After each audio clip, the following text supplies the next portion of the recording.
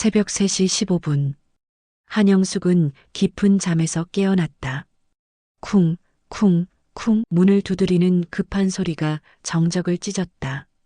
처음엔 꿈인가 싶었다. 하지만 소리는 멈추지 않았다. 더 거칠어지고 더 다급해졌다. 영숙은 이불을 젖히고 침대에서 일어났다. 무릎이 시큰거렸다. 관절염이 도진 탓이었다. 쿵쿵쿵쿵. 이번엔 문짝이 흔들릴 정도로 세게 두드렸다. 심장이 뛰었다. 강도인가? 아니면 취객? 영숙은 벽에 걸린 우산을 집어들고 조심스럽게 현관으로 다가갔다. 문틈 사이로 희미한 복도 불빛이 새어 들어왔다. 숨을 죽이고 귀를 기울였다. 할머니, 저예요. 목소리가 들렸다. 낯설지 않았다. 도연이에요. 지금 나와야 해요. 빨리요. 1층에 사는 대학생 도연이었다. 그는 평소 택배를 대신 받아주고 무거운 짐을 들어주는 착한 청년이었다. 하지만 새벽 3시에 이렇게 급하게 찾아온 적은 없었다. 영숙은 문고리에 손을 얹었다. 떨렸다. 도연아, 무슨 일이야? 지금 설명할 시간 없어요. 할머니, 문 열어주세요. 그의 목소리엔 공포가 섞여 있었다. 영숙은 더 이상 망설이지 않았다. 문을 열자 도연이 헐떡이며 서 있었다. 얼굴에는 식은땀이 흥건했고 눈빛은 심각했다. 지금 당장 집을 나가셔야 해요. 안 그러면 큰일 납니다. 무슨 소리야? 갑자기 왜 이러는 거야? 설명은 나중에 할게요. 일단 나가요. 빨리요. 그 말을 듣자마자 영숙은 본능적으로 움직였다. 침대 옆에 걸어둔 외투를 걸치고 서랍에서 지갑과 통장을 꺼내 가방에 넣었다. 휴대폰도 챙겼다. 도연은 조바심을 내며 현관에서 기다렸다. 할머니, 빨리요. 알았어, 알았어. 영숙은 슬리퍼를 신고 밖으로 나왔다. 도연이 그녀의 팔을 붙잡고 계단을 내려갔다.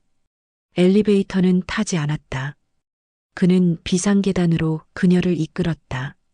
숨이 찼다. 무릎이 아팠다. 하지만 도연의 표정을 보니 멈출 수가 없었다. 1층에 도착했다. 도연은 건물 뒤편 골목으로 그녀를 데려갔다. 불이 꺼진 좁은 길. 바람이 차가웠다. 영숙은 떨리는 목소리로 물었다. 도연아, 대체 무슨 일이야? 도연이 입을 열려는 순간이었다. 딱! 멀리서 작은 폭발음이 들렸다. 영숙은 고개를 돌렸다. 자신이 살던 건물 4층에서 연기가 피어오르고 있었다. 창문 하나가 깨져 있었고 불꽃이 튀어나왔다. 저게 내 집이야? 도연은 고개를 끄덕였다. 영숙의 다리가 풀렸다. 도연이 그녀를 붙잡지 않았다면 그 자리에 주저앉았을 것이다. 할머니, 일단 여기서 떠나요. 안전한 곳으로 가야 해요. 영숙은 멍한 눈으로 불타는 집을 바라봤다. 50년을 살았던 그 집, 딸을 키웠던 그 집, 남편의 흔적이 남아있던 그 집이 불에 타고 있었다. 그리고 그녀는 알았다. 이건 사고가 아니라는 것을. 찜질방 휴게실은 조용했다. 새벽 4시가 넘은 시각 대부분의 사람들은 잠들어 있었다. 형광등 불빛 아래 플라스틱 탁자에 앉은 한영숙은 종이컵에 담긴 식혜를 움켜쥐고 있었다.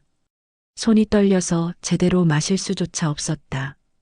도연은 맞은편에 앉아 스마트폰을 만지작거렸다. 그의 표정은 심각했다. 할머니, 이거 보세요. 그가 화면을 돌려 보였다.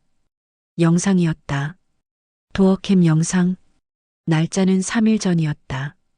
새벽 2시 43분. 어둠 속에서 한 남자가 영숙의 집 창문 쪽으로 다가왔다. 그는 주변을 살피더니 창문 틈을 확인했다. 손전등 불빛이 흔들렸다. 영숙은 화면을 응시했다. 남자의 얼굴이 가까워졌다. 순간 그녀의 숨이 멎었다. 윤석이, 사위 윤석이었다. 딸 수진의 남편. 5년 전 결혼식에서 처음 본 그 남자. 맞아요. 할머니 사위분이에요. 도연의 목소리가 가라앉았다. 영상은 계속 이어졌다. 윤석은 창문 주변을 꼼꼼히 살폈다. 마치 침입 경로를 확인하는 것처럼. 그리고 뭔가를 메모하듯 휴대폰을 꺼내 사진을 찍었다.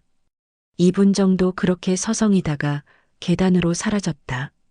이게 3일 전이고요. 도연이 다음 영상을 재생했다.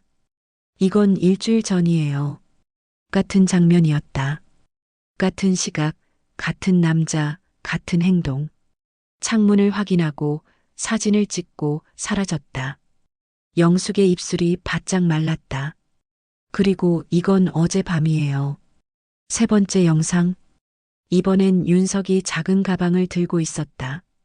그는 창문 아래에 무언가를 내려놓았다.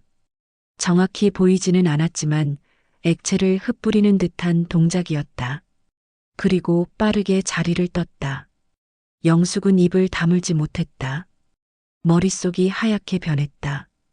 왜 윤석이가? 도연은 잠시 망설이다가 입을 열었다. 할머니, 저희 형이 민간조사관이거든요. 형 이름은 민재예요. 민간조사관? 네. 보험 사기나 부동산 사기 같은 거 조사하는 일을 해요. 최근에 형이 쫓고 있는 사건이 하나 있어요. 부동산 조직 사기 사건이요. 도연은 가방에서 서류 한 장을 꺼냈다. A4 용지에 인쇄된 명단이었다. 이름과 사진들이 빼곡했다. 그는 손가락으로 한 줄을 가리켰다. 윤석, 38세, 부동산 중개업. 영숙은 그 이름을 멍하니 바라봤다. 이 조직은 주로 노인들 소유의 땅을 노려요. 개발 예정 지역 근처에 있는 오래된 집들이요.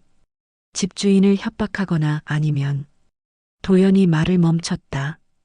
영숙이 대신 말했다. 불을 지르는 거지? 네. 정적이 흘렀다. 영숙은 종이컵을 내려놓았다. 손이 덜덜 떨렸지만 그녀는 애써 침착함을 유지했다. 그럼 윤석이는 내 집을 불태우고 뭘 얻으려고 한 거야? 할머니 집이 있는 그 땅이요. 지금 개발 지역으로 편입될 예정이에요. 그 땅이 팔리면 최소 2억은 받아요. 거기다 화재 보험금까지 타면 3억? 그 정도 될 겁니다. 영숙은 고개를 떨어뜨렸다. 기억이 떠올랐다. 최근 몇 달간 윤석이 이상하리만큼 친절했다. 어머니, 요즘 춥죠? 보일러 좀 봐드릴게요. 어머니, 가스 점검 한번 받으셔야 해요. 제가 업체 불러드릴게요. 어머니, 화재 보험 가입하셨어요? 요즘 화재 많이 나던데 제가 하나 들어드릴게요. 그는 수시로 집에 들락거렸다. 보일러실을 확인하고 가스배관을 만지고 심지어 창문 잠금 장치까지 교체해줬다. 그때는 고마웠다. 사위가 장모를 챙기는 줄 알았다. 하지만 지금 생각해보니 그 모든 게 준비 과정이었다. 내 딸, 수진이는 알고 있을까? 도연은 대답하지 못했다. 영숙은 눈을 감았다. 딸의 얼굴이 떠올랐다. 결혼 후 점점 야위어 가던 딸. 통화할 때마다 힘없던 목소리. 엄마, 요즘 일이 좀 안 풀려서 돈 좀 빌려줄 수 있어? 급한 일이 생겨서. 딸 부부는 빚이 있었다. 그것도 많이. 영숙은 알고 있었다. 하지만 물어보지 않았다. 자존심 상할까봐. 할머니. 도연의 목소리가 그녀를 현실로 불러왔다. 지금 경찰에 신고해야 해요. 형이 이미 연락해뒀어요. 조금 있으면 형사님이 오실 거예요. 영숙은 고개를 끄덕였다. 하지만 가슴 한편이 무너져 내렸다.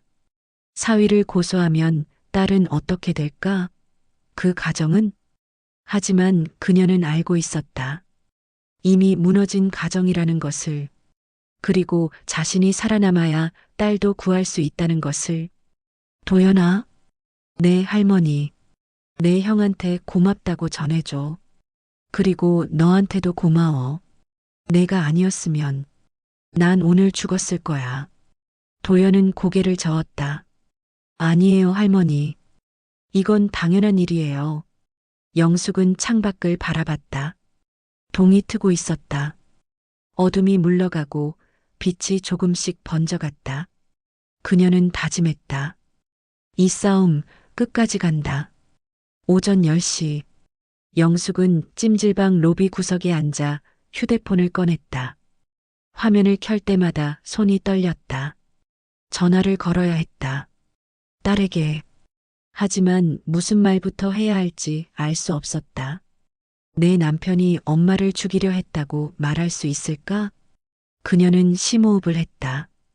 그리고 전화번호를 눌렀다. 신호음이 3번 울렸다. 4번째에서 딸이 받았다. 여보세요? 엄마. 수진의 목소리였다. 평소보다 낮고 피곤해 보였다. 수진아, 나야. 엄마, 무슨 일이야? 아침부터 전화하시고. 어디 아프세요? 영숙은 입술을 깨물었다. 말이 목구멍에 걸렸다. 수진아, 윤석이 어젯밤에 어디 있었어? 전화기 너머로 침묵이 흘렀다. 길고 무거운 침묵. 왜요? 윤석이가 왜요? 목소리가 경계심으로 단단해졌다. 영숙은 더 이상 돌려 말할 수 없었다. 윤석이 어젯밤 내 집 근처에 있었어. 새벽에. 그게 무슨. 창문에 불지를 준비를 했어. 내가 자는 동안. 엄마. 수진의 목소리가 높아졌다. 부정과 분노가 섞여 있었다. 무슨 말도 안 되는 소리예요. 윤석이가 왜 그런 짓을 해요? 엄마, 누가 그런 헛소리를 한 거예요? 헛소리가 아니야. 증거도 있어. CCTV 영상에 다 나와. 그럴 리 없어요.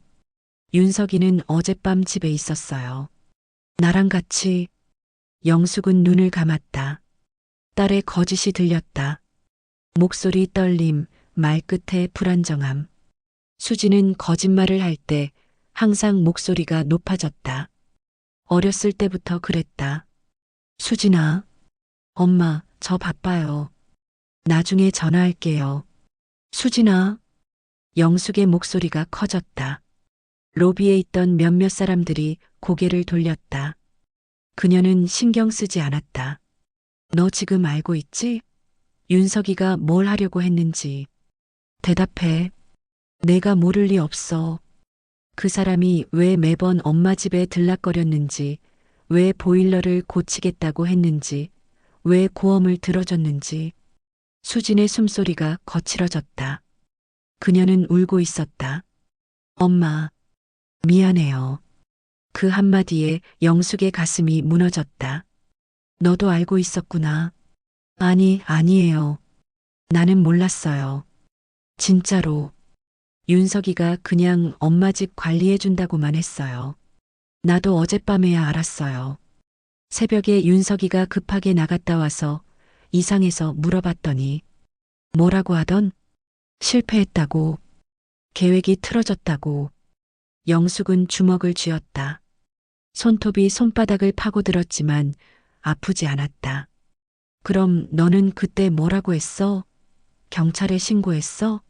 아니면 윤석이를 말렸어? 엄마, 대답해. 못했어요. 무서웠어요. 수진의 목소리는 흐느낌으로 변했다. 윤석이가 요즘 이상해요. 술 마시면 난폭해지고 돈 내기만 하고 빚쟁이들한테 쫓기고 있어요. 우리 집 문 앞에서 기다리고 협박 전화 오고. 엄마, 나도 무서워요. 영숙은 눈물을 참았다. 딸의 목소리에서 절망이 들렸다. 하지만 그녀는 단호해야 했다. 수진아, 들어봐. 윤석이는 엄마를 죽이려고 했어. 내가 죽으면 보험금 받고 집 팔아서 빚 갚으려고 했던 거야. 그걸 너도 알았으면서 막지 않았어. 그게 뭔지 알아? 엄마, 제발. 공범이야. 전화기 너머로 수진의 울음소리가 터져 나왔다. 엄마, 나 정말 몰랐어요. 진짜로. 윤석이가 그렇게까지 할 줄 몰랐어요. 나는 그냥 엄마 집 명예 좀 빌려달라는 줄만 알았어요. 명의를? 응, 대출 받으려고. 윤석이가 그랬어요. 엄마 집 담보로 대출 좀 받으면 빚 다 갚을 수 있다고. 영숙은 한숨을 내쉬었다. 이제 그림이 보였다. 윤석은 처음엔 담보대출을 노렸다. 하지만 영숙이 거절했다. 그러자 계획을 바꿨다. 아예 집을 없애고 보험금까지 챙기기로. 수진아. 네. 엄마 집 불타는 거 봤니? 뉴스에서 봤어요. 엄마가 그 안에 있었으면 어떻게 됐을 것 같아? 죽었겠지. 내 엄마가. 엄마, 너 지금 어디야? 집이요. 윤석이는? 나갔어요. 아까부터 전화도 안 받아요. 영숙은 창밖을 바라봤다. 햇살이 쏟아지고 있었다. 하지만 그녀의 마음은 어두웠다. 수진아, 엄마가 너한테 해줄 수 있는 말은 하나야. 사람 잘못 만나면 인생이 무너지는 거야. 윤석이는 너를 사랑하는 게 아니라 너를 이용한 거야. 이제라도 정신 차려. 엄마, 나 어떡해요. 경찰이 곧 윤석이를 잡을 거야. 너는 그 전에 결정해. 윤석이 편에 설 건지 아니면 엄마 편에 설 건지. 엄마는 너를 포기하고 싶지 않아. 하지만 내가 계속 그 사람 편을 들면 엄마도 어쩔 수 없어. 영숙은 전화를 끊었다. 손이 떨렸다. 가슴이 찢어지는 것 같았다. 하지만 그녀는 울지 않았다. 대신 오래된 사진첩을 꺼냈다. 가방 속 깊이 넣어뒀던 것. 딸의 결혼식 사진이었다. 하얀 드레스를 입은 수진이 웃고 있었다.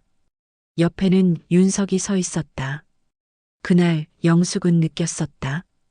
윤석의 눈빛이 차갑다고. 웃고 있지만 눈은 웃지 않는다고. 하지만 말하지 않았다. 딸이 행복해 보였으니까. 이제 그녀는 후회했다. 그날 말했어야 했다. 그리고 다짐했다. 이제라도 딸을 구하겠다고. 그날 오후 2시, 영숙은 경찰서 조사실에 앉아 있었다.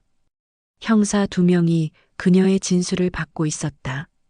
도영과 그의 형 민재도 함께였다. 민재는 30대 중반쯤 되어 보였다. 날카로운 눈빛과 차분한 말투가 인상적이었다. 할머니, 윤석 씨가 최근에 할머니 집에 몇 번이나 방문했습니까? 한 달에 2~3번은 왔어요. 보일러 고친다고, 가스 점검한다고, 창문 고친다고. 형사가 끄덕이며 기록했다. 그때마다 혼자 왔습니까? 네. 딸은 한 번도 같이 안 왔어요. 그럼 할머니가 자리를 비운 적은요? 영숙은 잠시 생각했다. 있었어요.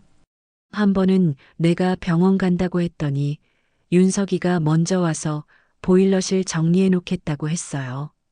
열쇠를 맡겼죠. 형사가 민재를 쳐다봤다. 민재가 말했다. 그때 내부 구조를 파악하고 인화성 물질을 미리 설치했을 가능성이 높습니다. 인화성 물질이요? 네. 보일러실이나 가스배관 근처에 작은 장치를 숨겨뒀을 겁니다. 시안 장치나 원격 점화 장치일 수도 있고요. 영숙은 몸서리쳤다. 그 순간 민재가 앞으로 몸을 기울이며 말했다. 할머니, 우리가 윤석 씨를 잡으려면 현행범으로 잡아야 합니다. 증거만으로는 부족해요. 그가 직접 범행을 시도하는 걸 포착해야 합니다. 그럼 어떻게 해야 하죠? 미끼가 필요합니다.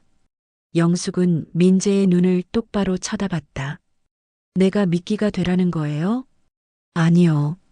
할머니가 아직 살아있다는 걸 윤석이 모르게 해야 합니다. 그가 다시 시도하도록요. 형사가 끼어들었다. 우리가 할머니 집 주변에 잠복조를 배치하겠습니다. 윤석 씨가 다시 나타나면 그 즉시 체포할 겁니다. 언제쯤 올까요? 빠르면 오늘 밤, 늦어도 내일 밤입니다. 그는 급합니다. 첫 번째 시도가 실패했으니 서둘러 마무리하려 할 겁니다. 영숙은 고개를 끄덕였다. 두렵지 않다면 거짓말이었다. 하지만 이 방법밖에 없었다. 알겠어요. 그렇게 하세요. 밤 11시. 영숙의 집 주변은 고요했다. 하지만 그 고요함 속에는 긴장이 감돌고 있었다. 건물 맞은편 커피숍 안, 검은색 승합차 안, 옥상 급수탑 뒤. 경찰들이 숨어서 지켜보고 있었다. 민재와 도연도 함께였다. 그들은 건물 1층 비상계단 근처에 잠복해 있었다. 무전기에서 작은 잡음이 들렸다. 2번 지점 이상무. 3번 지점 이상무. 시간이 흘렀다. 자정이 지나고 새벽 1시가 되었다. 도연이 하품을 참으며 속삭였다. 형, 오늘 안 올 수도 있지 않아? 온다. 반드시. 민재의 목소리는 확신에 차 있었다. 윤석은 지금 막다른 골목에 몰려 있어. 빚쟁이들이 매일 찾아오고 집도 곧 경매 넘어간다. 그에게 남은 건 이 방법밖에 없어. 하지만 첫 번째 시도가 실패했잖아. 경찰이 눈치챘을 수도 있다고 생각하지 않을까? 오히려 그래서 더 서두를 거야. 도망가기 전에 마지막으로 시도할 거란 말이야. 그 순간 무전기에서 긴박한 목소리가 흘러나왔다. 1번 지점. 목표물 포착. 건물 후면으로 접근 중. 민재와 도연이 동시에 몸을 일으켰다. 민재가 무전기를 들었다. 전 근무자 대기. 범행이 확실해질 때까지 움직이지 마. 1번 지점 알겠습니다. 도연이 조심스럽게 창문 너머를 내다봤다. 어둠 속에서 한 남자가 검은 후드를 뒤집어 쓰고 건물 뒤편으로 다가오고 있었다. 윤석이었다. 그는 주변을 살피며 천천히 걸었다. 손에는 작은 가방이 들려 있었다. 그는 비상계단으로 향했다. 2층, 3층, 4층. 영숙의 집이 있는 층. 윤석은 복도를 확인한 뒤 영숙의 집 창문 쪽으로 다가갔다. 가방을 열었다. 안에서 플라스틱 통이 나왔다. 휘발유 냄새가 바람을 타고 퍼졌다. 그는 창문 아래에 액체를 뿌리기 시작했다. 천천히 조심스럽게. 민재가 무전기를 들었다. 지금이다. 전 근무자 돌입. 순간 사방에서 인기척이 들렸다. 계단, 복도, 옥상. 경찰들이 뛰어나왔다. 경찰이다. 움직이지 마. 윤석은 얼어붙었다. 손에 든 통을 떨어뜨렸다. 휘발유가 바닥에 쏟아졌다. 그는 도망치려 했지만 이미 4명의 경찰이 그를 둘러쌌다. 손들어. 엎드려. 잠깐만요. 오해예요.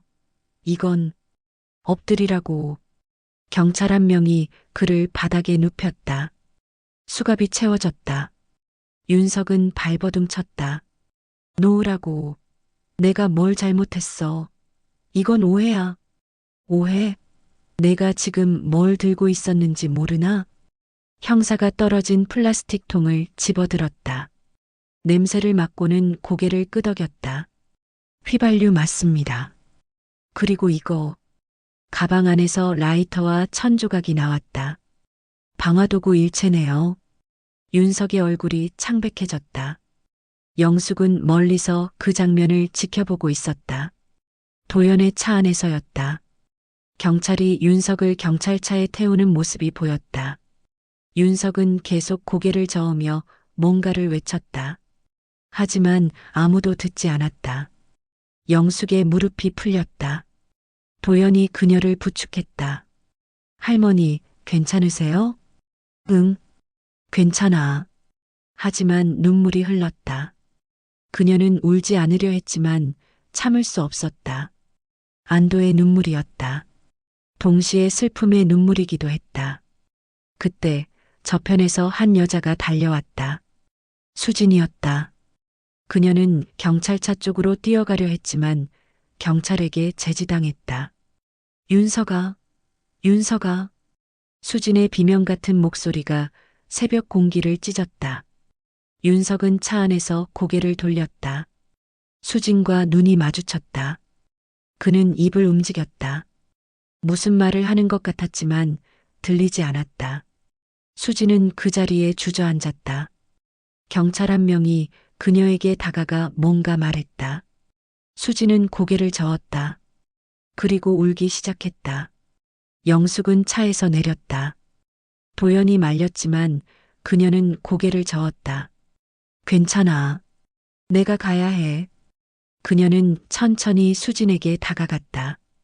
수진은 엄마를 보자 더 크게 울었다. 엄마, 엄마. 영숙은 딸 앞에 무릎을 꿇었다. 그리고 그녀의 손을 잡았다. 수진아, 엄마 미안해. 미안해. 알아. 엄마가 다 알아. 영숙은 딸을 끌어안았다. 수진은 엄마 품에서 아이처럼 울었다. 엄마, 나 어떡해. 나 이제 어떡해. 괜찮아. 다시 시작하면 돼. 어떡해. 사람 잘못 만나면 인생이 무너지는 거야. 그래도 이제 다시 시작하자. 엄마가 도와줄게. 수지는 대답하지 못했다. 그저 울 뿐이었다. 영숙은 딸의 등을 쓰다듬으며 하늘을 올려다봤다. 동이 트고 있었다. 어둠이 물러가고 새로운 빛이 번지고 있었다. 그녀는 속삭였다. 이제 끝났어. 우리 이제 살 수 있어. 며칠 후 새벽 공기가 다시 찾아왔다. 하지만 이번엔 고요했다. 창밖으로 스며드는 햇살은 부드럽고 따뜻했다.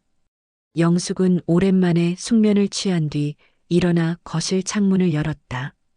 선선한 바람이 얼굴을 스쳤다. 도연이 집 앞에서 인사를 했다. 그는 여전히 수줍은 미소를 지으며 손을 흔들었다. 할머니, 이제 안전해요. 형이 확인했는데 윤석이 연루된 조직 전체가 검거됐대요. 영숙은 고개를 끄덕이며 미소를 지었다. 내 덕분에 내가 다시 세상을 믿게 됐구나. 고마워, 도연아. 그녀는 따뜻한 차 한 잔을 건네며 함께 앉았다. 도연은 머쓱한 듯 뒷머리를 극적였다. 저는 그냥 당연한 일을 한 거예요. 할머니께서 항상 저한테 잘해주셨잖아요. 김치도 나눠주시고 배달 갔다 오면 따뜻한 밥도 챙겨주시고. 영숙의 눈가에 잔잔한 미소가 번졌다. 그녀는 창밖을 바라보며 말했다. 사람이 사람을 지키는 게 이렇게 소중한 일인 줄 이제야 알겠구나. 며칠 뒤 수진이 혼자 찾아왔다.